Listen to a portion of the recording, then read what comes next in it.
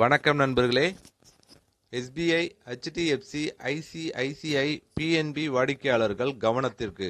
பிப்ரவரி 15 முதல் புதிய கட்டணங்கள் முழு விபரம் பற்றி இந்த வீடியோவில் பார்க்கலாம். அதுக்கு முன்னாடி நம்ம சேனலை இது வரைக்கும் சப்ஸ்கிரைப் பண்ணலன்னா சப்ஸ்கிரைப் பண்ணி வச்சுக்கோங்க.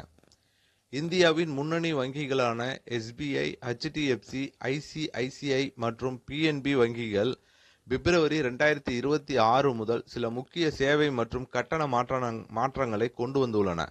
சேமிப்பு கணக்குகளில் பெரிய மாற்றங்கள் இல்லாவிட்டாலும் டிஜிட்டல் பரிவர்த்தனை செய்யும் வாடிக்கையாளர்கள் மற்றும் கிரெடிட் கார்டு பயனர்கள் இந்த அப்டேட்களை தெரிந்து கொள்வது அவசியம்.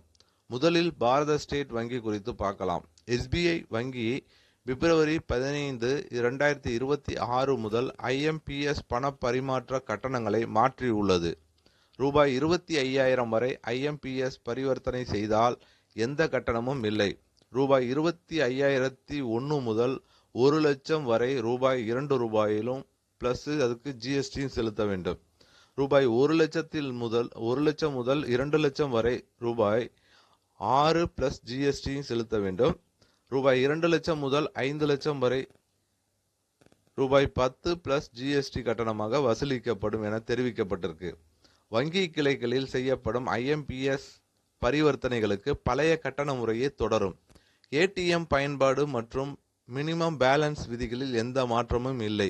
அடுத்ததாக HDFC வங்கியை எடுத்துக்கொண்டால் இன்ஃபினியா மெட்டல் கிரெடிட் கார்டு பயனர்களுக்கான ரிவார்டு பாயிண்ட் விதிகளில் புதிய கட்டுப்பாடு கொண்டு வரப்பட்டுள்ளது.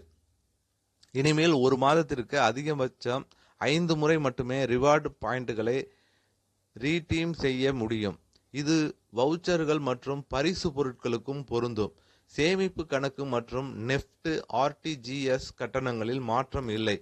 ICICI வங்கி பிப்ரவரி 1 முதல் சில கிரெடிட் கார்டு சலுகைகளை குறைத்து புதிய கட்டணங்களை அமல்படுத்தி உள்ளது. பிளாட்டினம் மற்றும் எமரால்டு போன்ற கார்டுகளில் இருந்த புக் மை ஷோ இலவச டிக்கெட் சலுகை நிறுத்தப்படுகிறது. வங்கி கிளைகளில் ரொக்கமாக கிரெடிட் கார்டு பில் செலுத்தினால் ஒரு பரிவர்த்தனைக்கு ரூபாய் 150 வசூலிக்கப்படும். Dream11, MPL போன்ற ஆன்லைன் கேமிங் தளங்களில் கார்டு மூலம் பணம் செலுத்தினால் 2% கட்டணம் விதிக்கப்படும். ரூபாய் 5,000க்கு மேல் வேலட் லோட் செய்தால் 1% கட்டணமும், 50,000க்கு மேல் போக்குவரத்து செலவுகளுக்கு 1% கட்டணமும் வசூலிக்கப்படும் என தெரிவிக்கப்பட்டிருக்கு. அடுத்தது பஞ்சாப் நேஷனல் வங்கி புதிய கட்டணங்களை அறிவிக்கவில்லை என்றாலும் KYC விதிகளை கடுமையாக பின்பற்ற வேண்டும் என வாடிக்கையாளர்களுக்கு எச்சரிக்கை விடுத்துள்ளது. வாடிக்கையாளர்கள் பிப்ரவரி 2, 2026க்குள் KYC விவரங்களை புதுப்பிக்க வேண்டும்.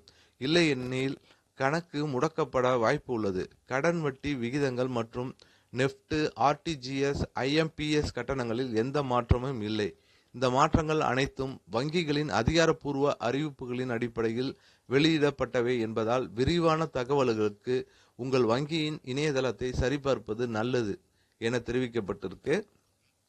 So SBI, HDFC, PNB, ICICI bank இந்த பேங்க்லலாம் அக்கௌண்ட்ஸ் இருந்துச்சுன்னா நீங்கள் இதெல்லாம் கொஞ்சம் ஃபாலோ பண்ணிடுங்க. கட்டணத்தை கொஞ்சம் இன்னுமே எல்லாத்துக்கும் கட்டணம் உறுதி தான்.